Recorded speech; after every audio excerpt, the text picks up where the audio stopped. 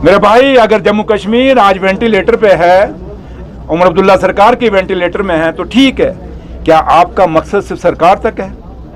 क्या लोगों के मुद्दे आपके पास नहीं है? आज पिछले 11-12 साल में जब पीडीपी और बीजेपी के लोग हुकूमत में थे और सुनील शर्मा साहब आप मिनिस्टर थे, तो मुझे ये बता दीजिए कि उस समय जो लोगों के हाथों में, इन बेरोजगार बच्चों में जो बेरोजगारी के सर्टिफिकेट थमा दिए, आज घर घर में बच्चा बेरोजगार है, इसके ऊपर आप क्या कहेंगे?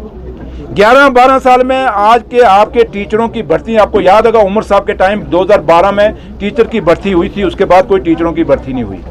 जो टीचर्स की पोस्टें थी उन्होंने फ्रीज हुई, किसके टाइम पे हुई? सुनील शर्मा साहब आपके टाइम पे हुई, पीडीपी के टाइम पे हुई, आपकी कोलिशन सरकार थी। इस पे जरा गौर करिए थोड़ा, इस पे अपने दो जो बड़े आप धार्मिक बयान देते हैं, थोड़ा इस पे भी धार्मिक बयान दे दीजिए, आप थोड़ा हमें शिक्षा दे दीजिए। हॉस्पिटलों की हालत क्या थी? मैं पहली दफ़ा जब मैं हॉस्पिटल में मैं गया था जम्मू, मेरा एक वर्कर बीमार हो गया था, सीरियस था, तो मैं जब मेडिकल कॉलेज के अंदर गया था, कॉकरेज चल रहे थे। और आज कभी जम्मू मेडिकल कॉलेज में जाना, हालात क्या हैं? आप जम्मू कश्मीर के हॉस्पिटल में जाइए, हालात बदले हैं। हाँ, ये ज़रूर है कि रिक्रूटमेंट नहीं है, जिसके कारण पैरामेडिकल स्टाफ कम है हॉस्पिटलों में, डॉक्टर कम है, लेकिन किसके दौर में कम हुए? ये रिक्रूटमेंट किसके दौर में कम हुई सुनील शर्मा साहब? ये डॉक्टरों की भर्ती हमने तो कितने अभी की हैं, हम पैरामेडिकल स्टाफ को भी भर्ती कर रहे हैं। आपने पूरे जम्मू कश्मीर में पक्की नौकरियों को खत्म करके आउटसोर्सिंग पे पूरे डिपार्टमेंट चले गए। जाइए, आप लोग मीडिया के लोग, अगर मैं झूठ बोल रहा हूं तो आप इसको मेरे को कंडेम कर देना।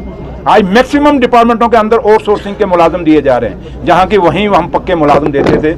ये इनके दौर में हुआ, क्या इनको वो नहीं दिख रहा? सुनील शर्मा साहब, आप जब बात करते हैं, मुझे ये बताएं, ये नशा कब आया? जिस नशे के लिए आज आप रोज टोपी पा के निकल पड़ते हैं, जी नशा रोको नशा रोको, तो सुनील शर्मा साहब, ये नशा की बीमारी 2014 के बाद आई कि नहीं आई? और जब ये 2014 के बाद ये नशा आया तो किसकी देन है? उसमें सरकार किसकी थी?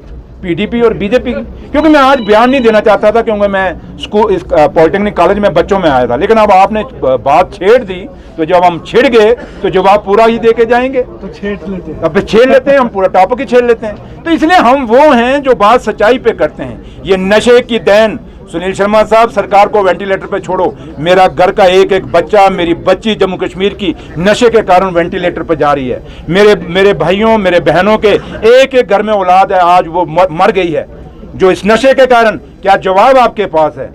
आप क्यों तो इधर उधर की बात मत कर, बता जम्मू कश्मीर नशे में क्यों डूबा? तो इधर उधर की बात मत कर, बता के जम्मू कश्मीर में बेरोजगारी क्यों है? ये उसके बीजेपी और पीडीपी के दौर पे। इसलिए बात करने पे जाएंगे तो बड़ी दूर तक बात जाएगी। मैं इतना जरूर कहूंगा सुनील शर्मा साहब, आप उमर साहब को, ये उमर साहब की अपनी किस्मत है कि वो अब्दुल्ला खानदान में पैदा हुए, वो शहजादा नहीं, वो एक आम आदमी है। और मेरी और आपकी किस्मत है कि हम गरीब घर में पैदा हुए, लेकिन शुक्र करो उस मालिक का कि हमें ये रुतबा मिला। कल सुनील शर्मा साहब, आपके बच्चे सियासत में आएंगे, मेरे बच्चे 2 बेटे हैं, वो सियासत में आएंगे। क्या कल उसको भी आप शहजादा बोलोगे? अपने बच्चों को भी शहजादा बोलोगे जब वो राजनीति में आपकी उस कॉन्स्टिट्यूंसी से इलेक्शन करेंगे? तो इसलिए कहते हैं, जब उमर अब्दुल्ला की तरफ आप एक उंगल कर रहे हो, 3 उंगलें आपकी तरफ आ रही हैं, और एक वादा करके आप बोलो कि आप अपने बच्चों को सियासत में नहीं लाएंगे सुनील शर्मा साहब। लेकिन अगर आप लाएंगे तो ये वीडियो तब तक रहेंगी जब तक आपके बच्चे जब सियासत में। मेरी उन बच्चों के लिए हमेशा आशीर्वाद, मैं दुआ करूंगा उन बच्चों की लंबी उम्र हो, और मैं दुआ करूंगा बच्चे भी बुलंदियों में पहुंचे सुनील शर्मा साहब के। लेकिन ये मकसद, ये बात नहीं है, बात मुद्दों पर करिए। एक अकेली नारी, एक अकेली लेडी, वहां कितने मुख्यमंत्री कैंपेन कर रहे थे, कितने एमपी कैंपेन कर रहे थे, कितने आपके लीडर कैंपेन कर रहे थे, बाकी स्टेटों से कितने लोग वहां पे गए जाके कैंपेन कर रहे थे, कितना आपने पूरी एडमिनिस्ट्रेशन लगा दी, पूरी पुलिस फोर्स, क्या नहीं लगा दिया। उसके बाद एक औरत को अगर हरा लिया तो कौन सी बहादुरी कर ली जनाब। अब बात रही थिंक टैंकों, भगवान बचाए हिंदुस्तान के थिंक टैंकों से। इन थिंक टैंकों को बोलो कि जम्मू कश्मीर को स्टेट का दर्जा कब दिलाओगे?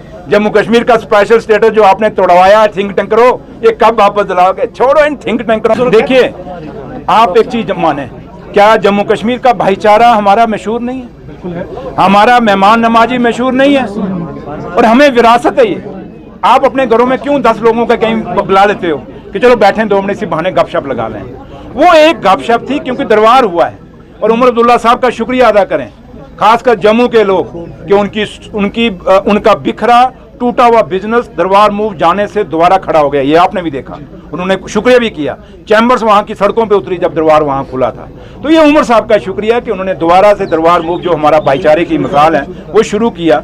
और आज जम्मू से जब वापस दरबार आया, जस्ट एक कर्सी कि हम लोग वापस आए हैं, एक बैठने का, खाने के बहाने, और तो कोई बैठ नहीं सकोगे, हमने खाने के बहाने लोगों को बुलाया और बैठे, गपशप लगाई। बाकी जो लोग आए वो हमारे अलाइंस पार्टनर हैं, उनके साथ हमारा अलाइंस है। मेरा भाई सुनील शर्मा साहब एक गांव से उठ के आया है, मैं भी एक गांव से उठ के आया हूं। हमारी खुशनसीबी है और उस मालिक की मेहर है कि आज वो LOP है और मैं जम्मू कश्मीर का डिप्टी चीफ मिनिस्टर। और हमें शुक्र रहना चाहिए उस मालिक का, मेरे रब का, कि हमें रब ने बड़ा मौका दिया और दोनों ऐसी जगहों पे पहुंचे हैं। सुनील शर्मा साहब, हम दोनों का मुकद्दर था कि हम गांव में पैदा हुए, पहाड़ों में पैदा हुए, एक गरीब परिवारों में पैदा हुए, और मेरे मालिक ने हमें यहाँ तक पहुँचाया। अब कुछ उमर साहब की खुशनसीबी है कि वो अब्दुल्ला ख़ानदान में पैदा हुए हैं, और जब वो अब्दुल्ला ख़ानदान में पैदा हुए हैं, जो लैंग्वेज वो इस्तेमाल कर रहे हैं वो मेरे जम्मू कश्मीर की लैंग्वेज नहीं है। जो चीज़ें, जो वर्डिंग वो यूज़ कर रहे हैं उमर साहब के लिए, और जिस तरीके और जिस अंदाज से वो बोल रहे हैं सुनील शर्मा साहब, मुझे लगता है कि मेरे बुजुर्गों ने कभी विरासत में ये ऐसी लैंग्वेज हमें नहीं दी है।